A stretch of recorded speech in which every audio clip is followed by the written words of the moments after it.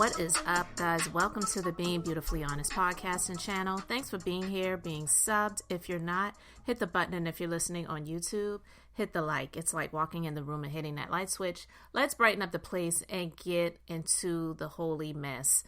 This story is not shocking to me at all. It's really not, and I'm actually happy that it came out when it did, because I just recently did a conversation talking about these church dynasties and how it's like all in the family. It's a family business. It's not even something that God put on their heart and called them to do, and they sacrificed in order to do this so that they could do the work of the Lord and minister and help people, tap into their spirits and get right on this side of the earth.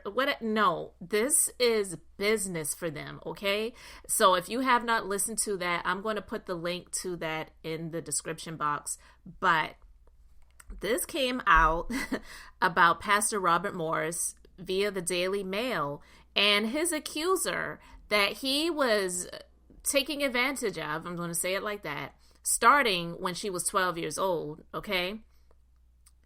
He was wanting her to keep her mouth closed, okay? So Texas megachurch pastor Robert Morris once asked his accuser how much it would cost for her silence. A shocking phone transcript has revealed. Morris, 62, the founder and senior pastor of Gateway Church in Southlake, Texas, one of the largest megachurches in the country, has been accused of, a former family friend, Cindy Clemishire, in the 80s when she was just 12 years old. Clemishire, now 54, finally went public with her allegations in a blog post on the Wartburg Watch, a website dedicated to exposing abuse in churches, last week. But when she had first threatened to expose his assault back in 2005, the pastor had asked her to put a price on it, according to a transcript of a September 22, 2005 phone call obtained by NBC News. Clemishire had reached out to the pastor just 2 days prior, asking Morris to compensate her for the trauma she endured. And I want to just pause it for a moment. I can't help unsee this, but this woman looks like a blonde Nikki Haley. I don't know if you caught that, but just wanted to mention that. But yeah, not that that matters, but I just wanted to mention it because it was on the top of my mind. Anyway, the story continues. 23 years after you began destroying my life, I am still dealing with the pain and damage you caused, Clemishire, then 35, wrote in an email to Morris on September 20th, 2005. I want some type of restitution, she continued. Pray about it and call me. The pastor would then call her back 2 days later with his wife, Debbie, on the line. He recounted in the phone call with Clemishire how he left the ministry and sought counseling in 87 after her father confronted him and church leaders about the situation. And confronting, I wonder what that confrontation looked like. But Clemishire told Morris he should have paid a steeper price for the pain she endured. 2 years out of the ministry, big deal, she said, according to the phone transcript. I just have a real problem with the fact that you have gone untouched by this. Morris would later reply, maybe I wasn't asked to do enough, but I did everything I was asked to. Later on in the conversation, Clemishire would describe watching interviews of the victims of child and connecting those stories with her own experience. The PTSD, it arose in her.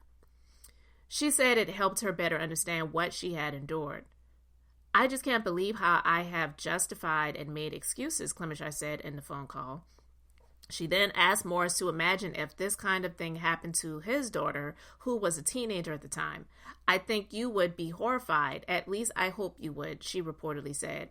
When Morris admitted that he would be horrified, Clemishire pressed him about what he would want to happen if he learned that a pastor in the church committed a crime against a child years earlier. Would you not think they should pay? She asked.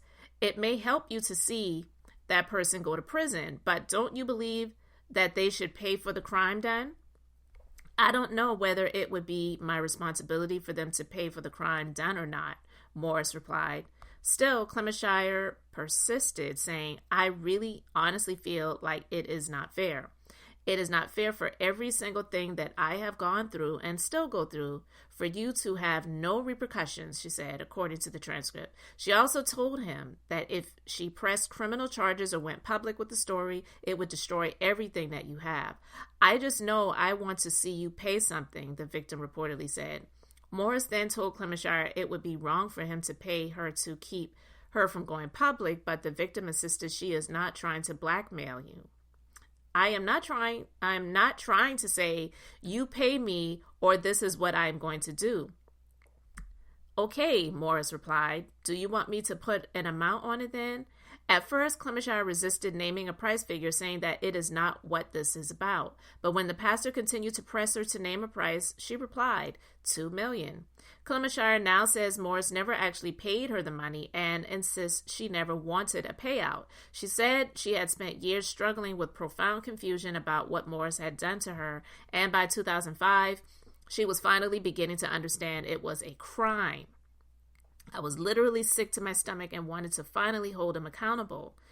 The call with Morris had nothing to do with money. It was about my anger and my need to confront him so that he finally knew that I knew what he had done to me. Clemishire has claimed that Morris's abuse began when he stayed at her family home in Tulsa on Christmas 1982 when he had already married his wife Debbie. She describes a scene in which Morris asked her to come to his room and speak with him, asking her to lay on his bed. Morris, Donald Trump's former spiritual advisor, began to touch her inappropriately, with Clemishire alleging he touched her stomach, then her breast, and then under her pants. I remember vividly everything I was wearing and how the pajamas felt. They were light pink, and I was... Oh my God, I don't even want to read that. Clemishire added that after the alleged abuse occurred, Morris told me I could never tell anyone because it would ruin everything, meaning it would ruin him. He didn't care about her. She said that he would continue to isolate her and abuse her for the next 4.5 years before she finally spoke out, first to a family friend and then to her parents. Clemishire's father demanded Morris be removed from the ministry, and she claimed he did for 2 years in order to undergo, quote, restoration. He returned to preaching in 1989. At the Gateway Church, the elders have admitted that they were aware of what they call a relationship with a young lady when he was in his 20s, which is not a relationship. But they claim they thought the pastor was just confessing to having an extramarital affair, something Morris would discuss frequently from the pulpit as a moral failure that he overcame with the help of God. The elders' prior understanding was that Morris's extramarital relationship, which he had discussed many times throughout his ministry, was with, quote, a young lady, and not abuse of a 12-year-old child, the church leader said in a statement. So she's since hired an attorney to represent her in a potential new lawsuit, and the attorney says it seems as if it was preferable for them to simply accept his vague narrative instead of seeking the truth regarding a sexual offense perpetrated upon a minor. The leaders of Gateway had the responsibility to find out what happened and not to blindly accept his words. And we know he was never criminally charged. And of course, the statute of limitations on this situation has run out. Now, some may say, well, because she mentioned a dollar amount, that means she's just out for money.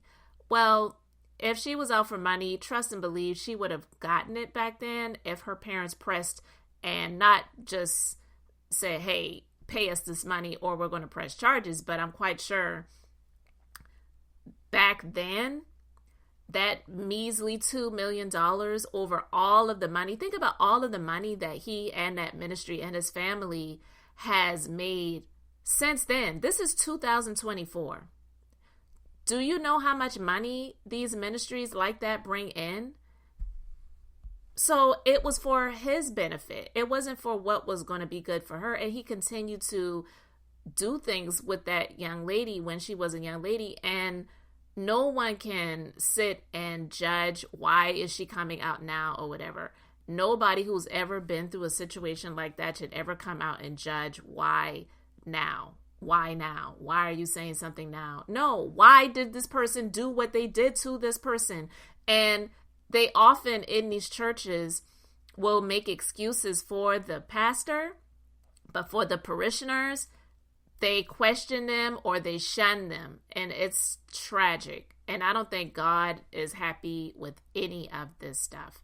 But listen, I am not surprised by this. I absolutely felt like, to be honest with you, that there may have been some money exchanged back then to have her not really come out and do more, and her family do more back then, so that he was able to continue to give his narrative and just act as if it was an extramarital affair with what he called a young lady.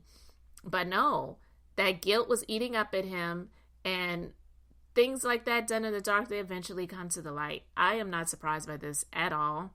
But yeah, it's deep, it's disgusting, and I don't want any parts of it. And I really hope that he gets way more than him just stepping down and then his family is still involved with the ministry and he's still benefiting from it.